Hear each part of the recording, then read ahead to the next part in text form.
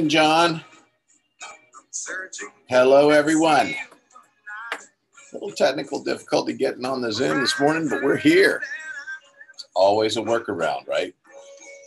As usual, we'll give folks just one more minute to join us this morning, and you are listening to the Commodores, featuring Lionel Richie on lead vocals.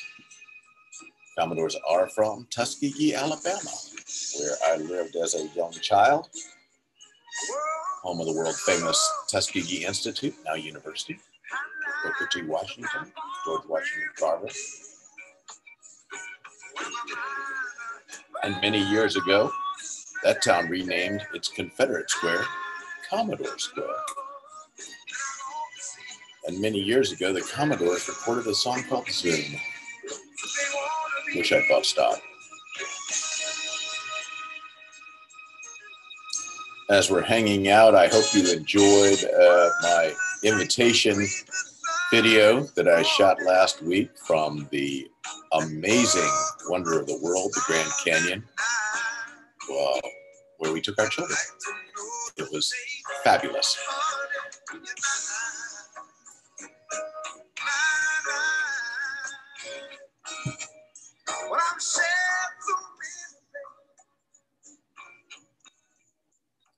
Let's get started. Hello, I'm John Miller, founding attorney from Rock Solid Law, or with Rock Solid Law, and title. We are celebrating 30 years in business. I think we're over the hump. It's our privilege to serve all of Northeast Florida, and particularly the beaches, and from our new office in Ponte, Vedra Beach. You may want to note the 25th of this month on your calendar. That evening, we're going to have a reception to show off our new office space, or to ask our realtor friends to join us in our new office space, and to serve a few cool beverages and, of course, some snacks to go with them. We practice in 3 areas: real estate, in estate planning, including wills, trusts, and probate, and in representing entrepreneurial small business owners. And people ask me why those 3 areas, and think about it. I'll be glad to talk about that another time with you, but they really do cross over one into the other, and the 3 areas of practice are mutually beneficial. We were thinking about what might be a helpful topic, having launched our closing cost app last time around, to go with our portability app, both of which are on www.rocksolidlaw.com. If you need to see the videos on those, it's /videos or / I suppose, videos. The video page has all of that in it. Closing, title, and escrow. Closing, pretty obvious, right? Getting the contract closed according to its terms and getting the parties to sign on the dotted line. Title, assuring that the parties to a transaction have good, marketable, fee simple title to the property, that goes from the buyer and the seller. And we often hear "and escrow," and I don't think folks think about escrow very often. I know at least one person on this this webinar has been thinking about it a lot lately. It's one of the longest term escrow situations I have been involved in, candidly, that we have arranged, and it's going to help the parties to get a property sold, seller to sell, a buyer to buy their new home. So multiple definitions of escrow within the real estate context. Of course, there's escrow in other contexts as well, and I'll just touch briefly on that. But I'm going to just in the next few minutes discuss the types of escrow which most commonly come into play for those of us in the real estate business, and what would escrow look like or be talked about in the home buying or house buying process. So if someone is independently buying or selling a home, as a buyer, you may not want to blindly trust your seller and give them your escrow deposit money directly. So we call this an earnest money deposit, and it is typically deposited with a title law firm or a title company, or perhaps with a real estate company. Some brokers do hold escrow, some do not. So in a typical transaction that we are closing here at Rock Solid Law, we would be given the escrow deposit that the buyer places toward their purchase. We would put it in a secure trust account, which is governed by the IOLTA rules of the Florida Bar. And we would hold that money until closing or until it must otherwise disperse in the event that the closing doesn't go forward for one reason or another. Those contingencies are outside the scope of this course. But that is an earnest money deposit. That is an escrow. That's probably the most common escrow situation we see every day in the real estate practice. Okay, so then there's real estate sales escrow. This may be money that a real estate company requires the buyer to place just for the buyer to prove that they have the ability to move forward and to buy the house. You know, a lot of people out there are thinking they may come into the money by the time the closing happens, and perhaps overbusy realtors with the market that we have these days do not want to go scurrying around on multiple showings and appointments only to later learn that the buyer was not qualified to purchase. So obviously that kind of a deposit can help. There are other ways around that. You may want to consider a pre-qualification letter from a lender.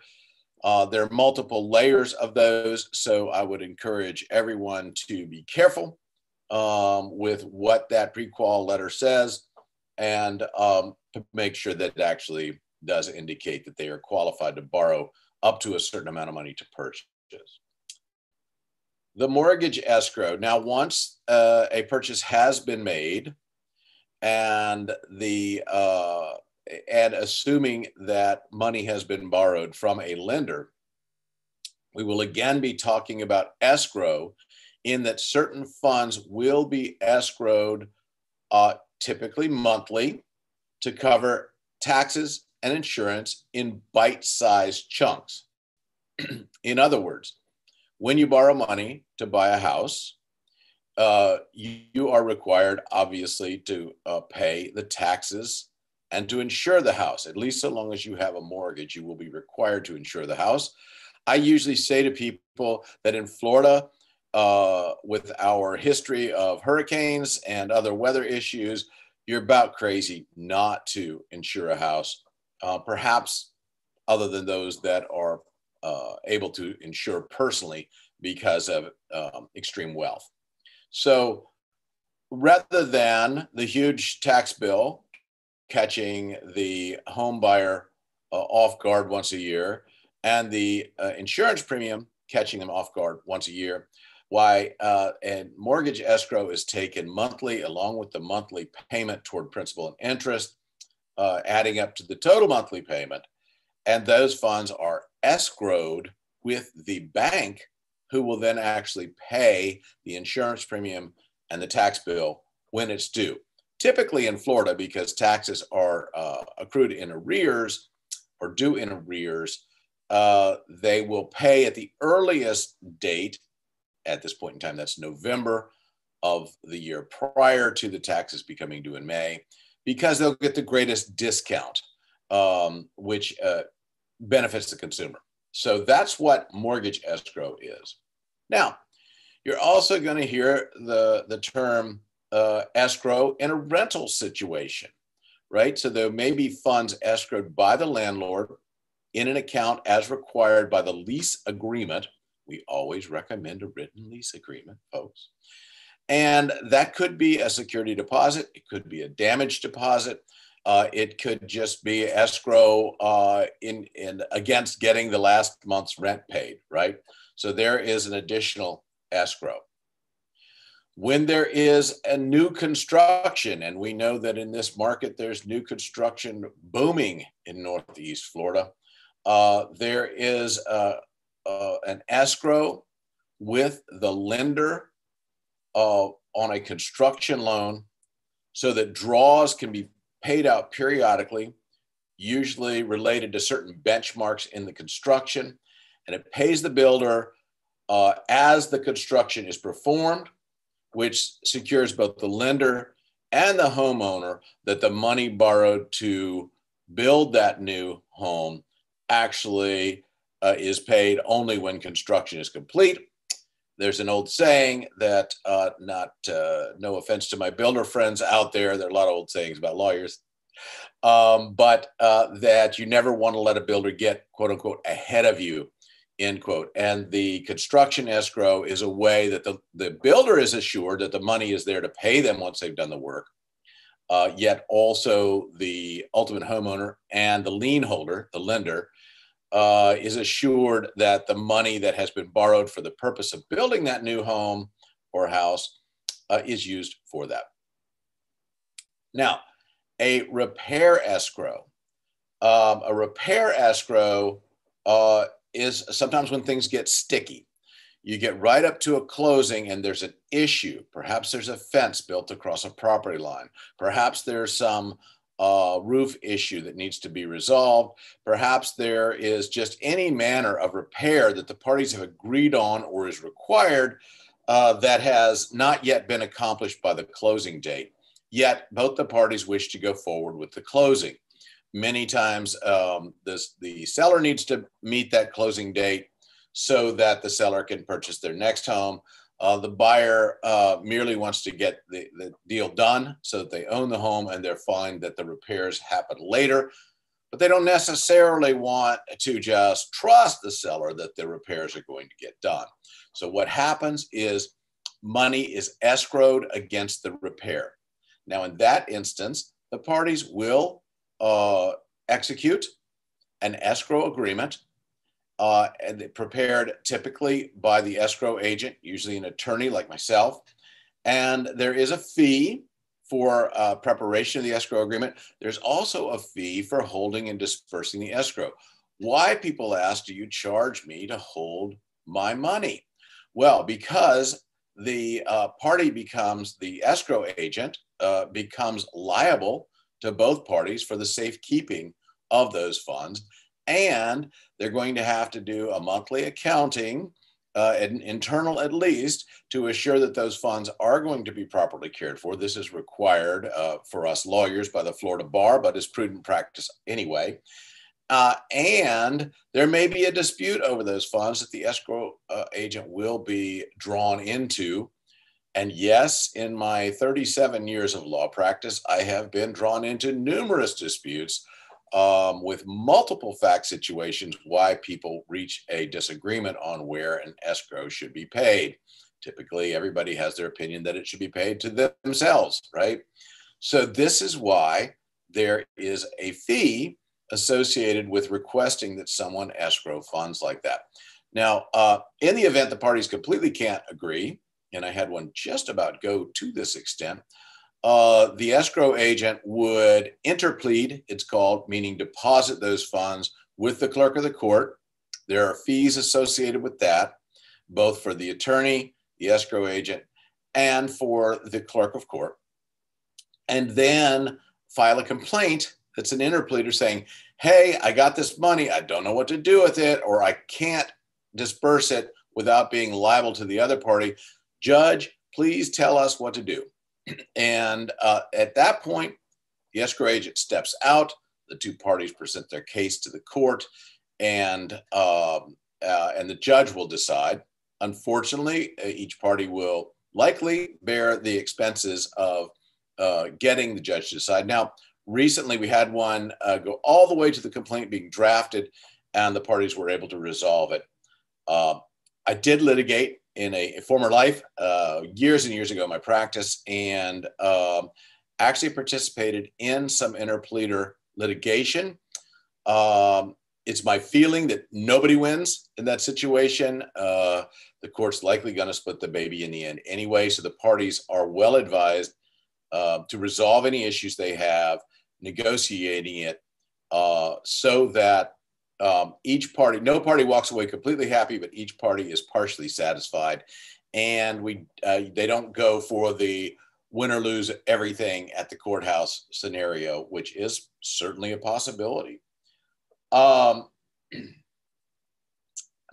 stepping away from real estate a little bit, an escrow can be set up in almost any business deal where there are investors in a project and an attorney, or I don't know who else you'd use as an escrow agent, honestly, but I think you'd want somebody bonded and licensed because you don't want just some Joe off the street handling your money, right? I mean, in my case, I've got my law license at stake. I've enjoyed having that for nearly 40 years, and I plan to continue to use it for a number of years. And candidly, the amount of escrow, or there's no amount of money that would make me walk away from that license. And so you want to have somebody that is responsible to that extent.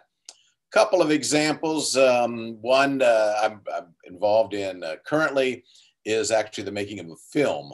And we will act as escrow agent for the investors into that film. And we will be compensated by the producer of the film for holding the escrow. There's certain benchmarks that must be met as far as raising capital before it can be released to the parties in order that the film can be made. Kind of a fun project to be involved in.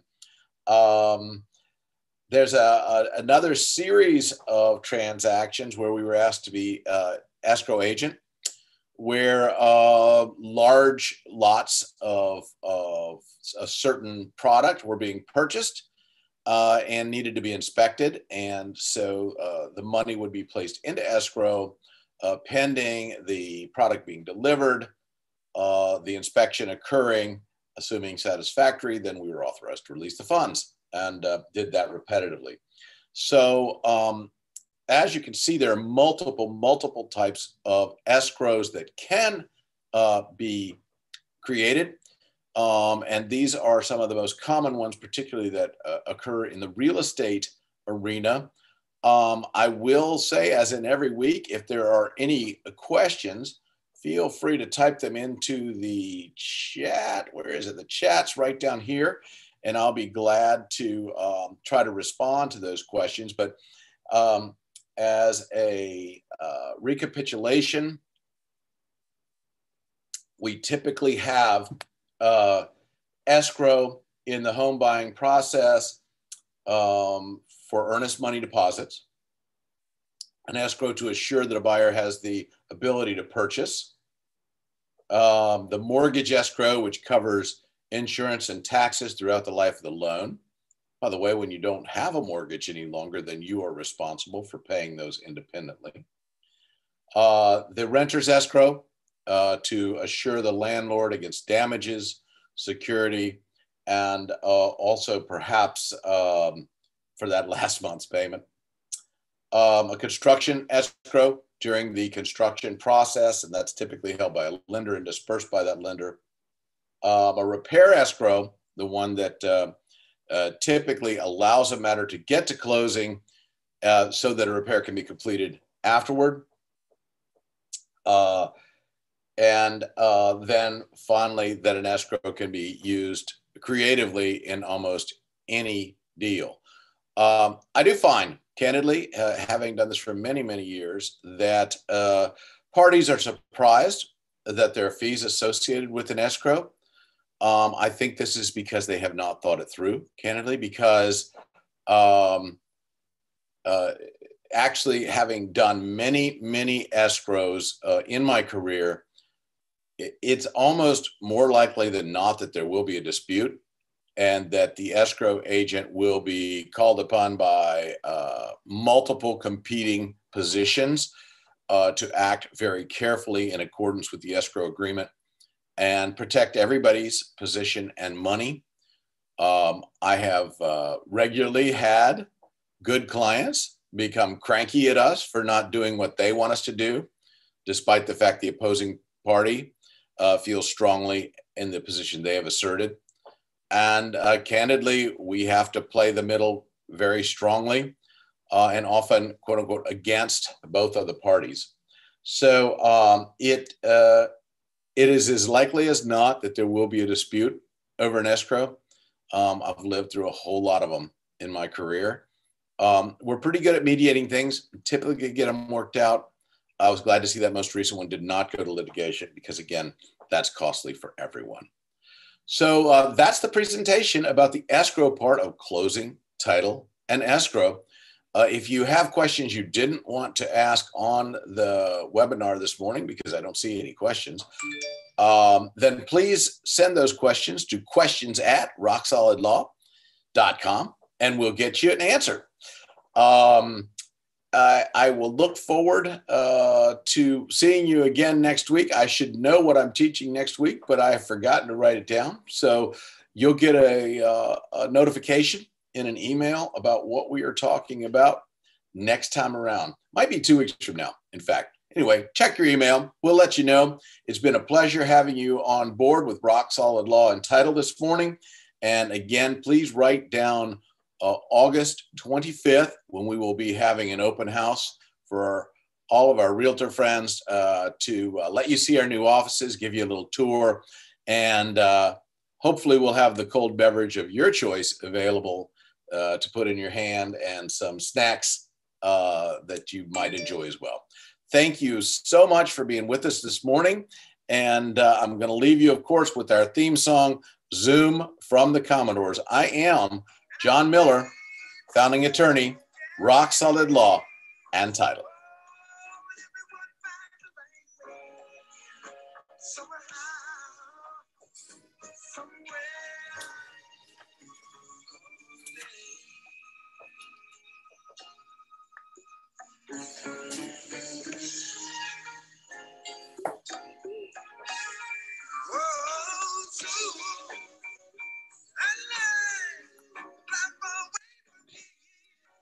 John, have a great day. Good to see you on here. Thanks for attending. See you soon. And you guys make sure and come to our little soiree on the 25th, okay? Take care. Bye-bye.